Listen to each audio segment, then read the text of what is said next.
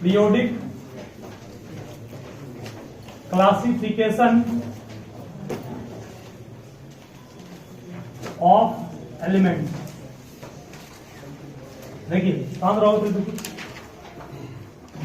Nature में हम सभी जानते हैं कुल मिलाकर के 100 कितने एलिमेंट्स हैं? 18 एलिमेंट्स हैं, जिनकी प्रॉपर्टीज सबका अलग अलग है। कुछ मेटल्स है, कुछ नॉन मेटल्स है, कुछ मेटलॉइड्स है। मेटल्स में कुछ हाईली रिएक्टिव है, कुछ लो रिएक्टिव है। किसी का रिएक्शन ऑक्सीजन से होता है, किसी का नहीं होता है। जैसे मेटल में गोल्ड मेटल है, बट गोल्ड ऑक्सीजन से रिएक्ट नहीं करता है, बट सोडियम बहुत फास्ट रिएक्ट करता है। इसका मतलब ये हुआ कि 118 एलिमेंट्स की प्रॉपर्टीज को इंडिविजुअली याद रखना पॉसिबल है क्या? 118 एलिमेंट्स है, सारे की प्रॉपर्टी को बारी बारी से याद रखना संभव तो नहीं, ठीक है। तो साइंटिस्ट ने सबसे पहले क्या किया? ग्रुपिंग शुरू किया। ग्रुपिंग मतलब क्या? मतलब कि जो एलिमेंट्स का ग्रुप एक ही प्रॉपर्टी को ऑबे कर रहा है, उन सारे एलिमेंट्स को एक ग्रुप में कर लिया, ठीक है। मान लिया जाए सोडियम, पोटासियम, लिथियम तीनों मेटल है और तीनों हाईली रिएक्टिव, हम सब पढ़े भी हैं, पढ़े ना? तीनों को एक ग्रुप में डाल दिया। अगर मैं इसकी प्रॉपर्टी को याद कर लूंगा तो इन दोनों की प्रॉपर्टी को याद करने का काम नहीं पड़ेगा। सही बात है, क्योंकि जो प्रॉपर्टी इसकी होगी वही इसकी भी होगी, है ना। तो साइंटिस्ट ने क्या किया? एक ग्रुप बना लिया। इसे हम लोग ग्रुप कहते हैं केमिस्ट्री में। जिसको आप कॉलम कर रहे हैं ना, ये कॉलम ग्रुप हो गया। कॉलम को ग्रुप कहते हैं। Vertical column is called group in chemistry, और हॉरिजॉन्टल रो जो था उसको उस केमिस्ट्री में पीरियड कहा गया। ये आपका हो गया ग्रुप, वो ग्रुप था, और ये क्या हो गया? पीरियड, ठीक है। अब ये देखो क्या किया इसमें। मान लिया जाए कि यहां पर हमने ए लिखा, यहां बी लिखा, यहां सी, यहां डी, यहां ई, यहां एफ, यहां जी, यहां एच, यहां के, यहां आई।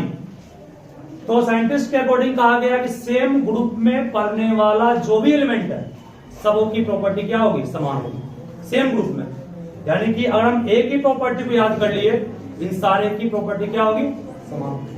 अगर एफ की प्रॉपर्टी को याद कर लिए कि एफ का मेल्टिंग पॉइंट इतना हाई होता है, एफ का डेंसिटी लो होता है, जो भी पढ़े हैं याद कर लिए, इसका मतलब इन सारे की प्रॉपर्टी क्या होगी? वैसे ही होगी, ठीक है। ये आपका पीरियोडिक क्लासिफिकेशन चैप्टर का मेन मकसद था कि इन सारे एलिमेंट्स की प्रॉपर्टी को यूनिकली, इंडिविजुअली याद करना पॉसिबल नहीं है, ग्रुपिंग करके याद करना, ठीक है। तो ग्रुपिंग करने में भी क्या, उसमें बहुत से साइंटिस्ट आ गया है। सबसे पहले तो डोमिनियर आया, उसके बाद स्पेलिंग में भी गलती हो सकता है, उसके बाद फिर आया कौन? उसके बाद आपका मेंडलिन ने न्यूलैंड्स आया, उसके बाद न्यूलैंड्स लॉ ऑफ ऑक्टेव्स आया था, उसके बाद आपका फिर मेंडलीव आया, और लास्ट में जो आया आपका नेल्स बोर, या फिर एक इसी के साथ था हेनरी मोसले। ये दोनों मिल करके, शांत रहोगे, हेनरी मोसले नाम इसका है। ये दोनों मिलकर के इसने मॉडर्न पीरियोडिक टेबल को बनाया। किसने? निल्स बोर ने। और इसने जो है उसको बनाने में जो कंसेप्ट था वो दिया। मतलब किस कंसेप्ट से उस टेबल को बनाए, मतलब किस प्रॉपर्टी में बनाए, उसका कंसेप्ट इसने दिया, और टेबल को कौन किसने किया? निल्स बोर ने किया। एग्जाम में पूछेगा आपसे सबसे सक्सेसफुल कौन रहा? फोर्थ रहा, ठीक है। सबको बड़े पढ़ना, आपको चारों को पढ़ना है, क्वेश्चन एग्जाम में आएगा इसी से, लास्ट वाले से। ये बहुत अधिक करेगा, बहुत एक्सेस करेगा, तो इससे पूछ सकता है। इसमें भी एक बहुत इंपॉर्टेंट है, मात्र एक क्वेश्चन, वो आपको हम बोल देंगे, वही पूछना एग्जाम में आ सकता आएगा। बाकी ये दोनों से एक भी क्वेश्चन नहीं आएगा। ऐसे तो हम इसको पढ़ा देंगे, लेकिन आएगा सवाल एक भी नहीं। देखो शांत रहो, पढ़ाएंगे इसको नहीं पढ़ोगे आगे तो प्रॉब्लम होगा समझने में। तो डोमिनियर, न्यूलैंड्स, मेंडलीव और नेल्स बोर। डोमिनियर का जो सिद्धांत था वो एटॉमिक मास पर बेस्ड था। इसका सिद्धांत, इसका कंसेप्ट किसने बेस्ड था? Atomic mass. ये सबसे अधिक सक्सेसफुल क्यों हुआ, इसका भी कारण बताएंगे आपको क्यों। इसका भी कंसेप्ट बेस्ड था एटॉमिक मास पर, इसका कंसेप्ट भी बेस्ड था एटॉमिक मास पर, बट इसका कंसेप्ट था बेस्ड एटॉमिक नंबर, जिसको जेड कहते हैं उसको। ठीक है, सिर्फ नेल्स बोर, हेनरी मोसले, जिसने मॉडर्न पीरियोडिक टेबल को बनाया। जो आप देखते हैं ना बड़े बड़े चिपका पड़ता है बोर्ड में, वो मॉडर्न पीरियोडिक टेबल जिसका हम लोग यूज भी करते हैं, और आपके केमिस्ट्री बुक में दिया हुआ भी है उस टेबल को। इस टेबल को फॉर्म किया था नेल्स बोर ने, और कंसेप्ट था किसका? हेनरी मोसले का। और हेनरी मोसले का कंसेप्ट क्या था?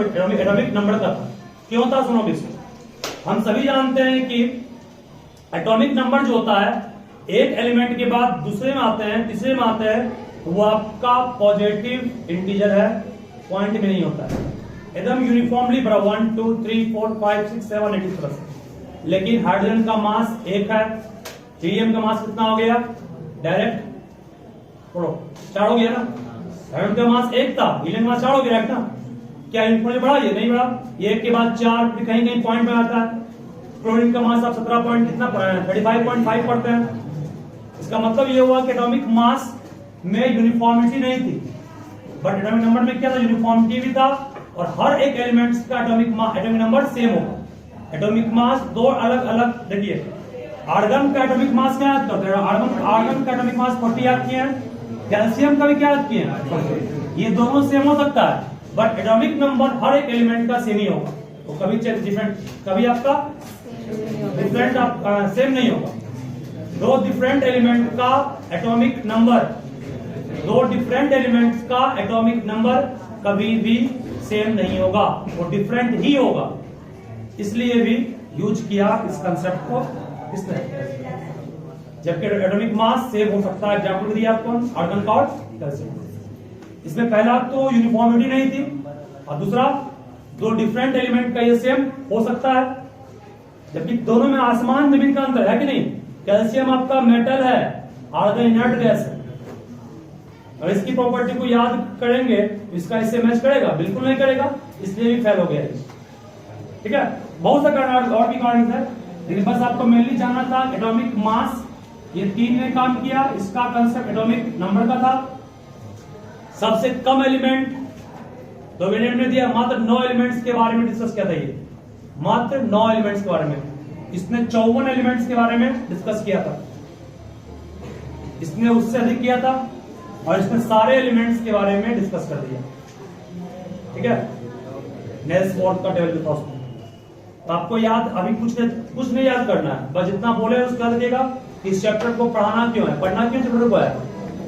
118 एलिमेंट्स की प्रॉपर्टी को इंडिविजुअली याद नहीं रखने के लिए हम लोग क्या करना पड़ेगा? उसका ग्रुपिंग करना पड़ेगा। ठीक है, याद करना पड़ेगा। इंडिविजुअली याद नहीं रखना है, उसको ग्रुप बनाकर याद करना है। ठीक है।